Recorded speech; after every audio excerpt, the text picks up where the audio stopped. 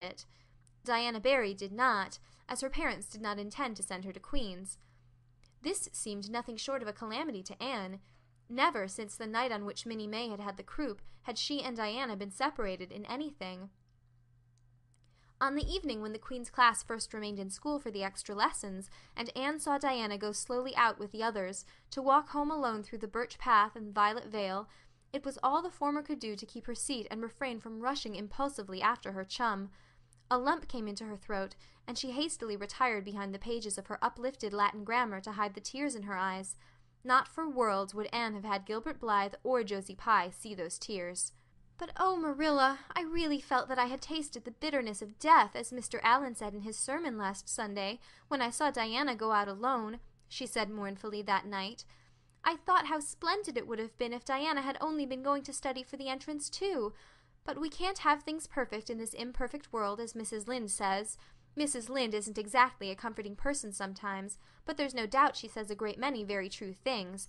And I think the Queen's class is going to be extremely interesting. Jane and Ruby are just going to study to be teachers. That is the height of their ambition. Ruby says she will only teach for 2 years after she gets through, and then she intends to be married. Jane says she will devote her whole life to teaching and never, never marry, because you are paid a salary for teaching, but a husband won't pay you anything, and growls if you ask for a share in the egg and butter money. I expect Jane speaks from mournful experience, for Mrs. Lynde says that her father is a perfect old crank and meaner than second skimmings. Josie Pye says she is just going to college for education's sake, because she won't have to earn her own living. She says of course it is different with orphans who are living on charity. They have to hustle. Moody Spurgeon is going to be a minister. Mrs. Lynde says he couldn't be anything else with a name like that to live up to. I hope it isn't wicked of me, Marilla, but really, the thought of Moody Spurgeon being a minister makes me laugh. He's such a funny-looking boy with that big fat face and his little blue eyes and his ears sticking out like flaps. But perhaps he will be more intellectual-looking when he grows up. Charlie Sloane says he's going to go into politics and be a member of Parliament. But Mrs. Lynde says he'll never succeed at that, because the Sloanes are all honest people, and it's only rascals that get on in politics nowadays. "What is Gilbert Blythe going to be?" queried Marilla, seeing that Anne was opening her Caesar. "I don't happen to know what Gilbert Blythe's ambition in life is, if he has any," said Anne scornfully. There was open rivalry between Gilbert and Anne now. Previously the rivalry had been rather one-sided, but there was no longer any doubt that Gilbert was as determined to be first in class as Anne was. He was a foeman worthy of her steel. The other members of the class tacitly acknowledged their superiority, and never dreamed of trying to compete with them. Since the day by the pond when she had refused to listen to his plea for forgiveness, Gilbert, save for the aforesaid determined rivalry, had evinced no recognition whatever of the existence of Anne Shirley. He talked and jested with the other girls, exchanged books and puzzles with them, discussed lessons and plans, sometimes walked home with one or the other of them from prayer meeting or debating club. But Anne Shirley he simply ignored, and Anne found out that it is not pleasant to be ignored. It was in vain that she told herself with a toss of her head that she did not care. Deep down in her wayward, feminine little heart she knew that she did care, and that if she had that chance of the Lake of Shining Waters again, she would answer very differently. All at once, as it seemed, and to her secret dismay, she found that the old resentment she had cherished against him was gone just when she most needed its sustaining power. It was in vain that she recalled every incident and emotion of that memorable occasion, and tried to feel the old satisfying anger. That day by the pond had witnessed its last spasmodic flicker. Anne realized that she had forgiven and forgotten without knowing it, but it was too late. At least neither Gilbert nor anybody else, not even Diana, should ever suspect how sorry she was, and how much she wished she hadn't been so proud and horrid. She determined to shroud her feelings in deepest oblivion, and it may be stated here and now that she did it, so successfully that Gilbert, who possibly was not quite so indifferent as he seemed, could not console himself with any belief that Anne felt his retaliatory scorn. The only poor comfort he had was that she snubbed Charlie Sloane, unmercifully, continually, and undeservedly. Otherwise the winter passed away in a round of pleasant duties and studies. For Anne the days slipped by like golden beads on the necklace of the year. She was happy, eager, interested. There were lessons to be learned, and honor to be won, delightful books to read, new pieces to be practiced for the Sunday school choir, pleasant Saturday afternoons at the manse with Mrs. Allen. And then, almost before Anne realized it, spring had come again to Green Gables, and all the world was abloom once more. Studies palled just a wee bit then.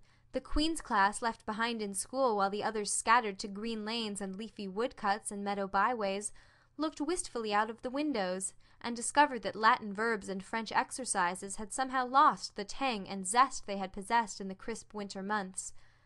Even Anne and Gilbert lagged and grew indifferent. Teacher and taught were alike glad when the term was ended and the glad vacation days stretched rosily before them. "But you've done good work this past year," Miss Stacy told them on the last evening, "and you deserve a good, jolly vacation. Have the best time you can in the out-of-door world, and lay in a good stock of health and vitality and ambition to carry you through next year. It will be the tug-of-war, you know, the last year before the entrance." "Are you going to be back next year, Miss Stacy?" asked Josie Pye. Josie Pye never scrupled to ask questions. In this instance, the rest of the class felt grateful to her. None of them would have dared to ask it of Miss Stacy, but all wanted to, for there had been alarming rumors running at large through the school for some time that Miss Stacy was not coming back the next year, that she had been offered a position in the grade school of her own home district, and meant to accept. The Queen's class listened in breathless suspense for her answer. "Yes, I think I will," said Miss Stacy. "I thought of taking another school, but I have decided to come back to Avonlea. To tell the truth, I've grown so interested in my pupils here that I found I couldn't leave them. So I'll stay and see you through." "Hurrah!" said Moody Spurgeon. Moody Spurgeon had never been so carried away by his feelings before, and he blushed uncomfortably every time he thought about it for a week. "Oh, I'm so glad," said Anne with shining eyes. "Dear Miss Stacy, it would be perfectly dreadful if you didn't come back. I don't believe I could have the heart to go on with my studies at all if another teacher came here." When Anne got home that night, she stacked all her textbooks away in an old trunk in the attic, locked it, and threw the key into the blanket box. "I'm not even going to look at a school book in vacation," she told Marilla. "I've studied as hard all the term as I possibly could, and I pored over that geometry until I know every proposition in the first book off by heart, even when the letters are changed. I just feel tired of everything sensible, and I'm going to let my imagination run riot for the summer. Oh, you needn't be alarmed, Marilla. I'll only let it run riot within reasonable limits. But I want to have a real good jolly time this summer, for maybe it's the last summer I'll be a little girl. Mrs. Lynde says that if I keep stretching out next year as I've done this, I'll have to put on longer skirts. She says I'm all running to legs and eyes, and when I put on longer skirts I shall feel that I have to live up to them and be very dignified. It won't even do to believe in fairies then, I'm afraid, so I'm going to believe in them with all my whole heart this summer. I think we're going to have a very gay vacation. Ruby Gillis is going to have a birthday party soon, and there's the Sunday school picnic and the missionary concert next month. And Mr. Barry says that some evening he'll take Diana and me over to the White Sands Hotel and have dinner there. They have dinner there in the evening, you know. Jane Andrews was over once last summer, and she says it was a dazzling sight to see the electric lights and the flowers, and all the lady guests in such beautiful dresses. Jane says it was her first glimpse into high life, and she'll never forget it to her dying day. Mrs. Lynde came up the next afternoon to find out why Marilla had not been at the aid meeting on Thursday. When Marilla was not at aid meeting, people knew there was something wrong at Green Gables. "Matthew had a bad spell with his heart Thursday," Marilla explained, "and I didn't feel like leaving him. Oh, yes, he's all right again now, but he takes them spells oftener than he used to, and I'm anxious about him. The doctor says he must be careful to avoid excitement. That's easy enough, for Matthew doesn't go about looking for excitement by any means and never did, but he's not to do any very heavy work either, and you might as well tell Matthew not to breathe as not to work. Come and lay off your things, Rachel. You'll stay to tea?" "Well, seeing you're so pressing, perhaps I might as well stay," said Mrs. Rachel, who had not the slightest intention of doing anything else. Mrs. Rachel and Marilla sat comfortably in the parlor while Anne got the tea and made hot biscuits that were light and white enough to defy even Mrs. Rachel's criticism. "I must say Anne has turned out a real smart girl," admitted Mrs. Rachel, as Marilla accompanied her to the end of the lane at sunset. "She must be a great help to you." "She is," said Marilla, "and she's real steady and reliable now. I used to be afraid she'd never get over her feather-brained ways, but she has, and I wouldn't be afraid to trust her in anything now." "I never would have thought she'd have turned out so well that first day I was here 3 years ago," said Mrs. Rachel. "Lawful heart, shall I ever forget that tantrum of hers. When I went home that night I says to Thomas, says I,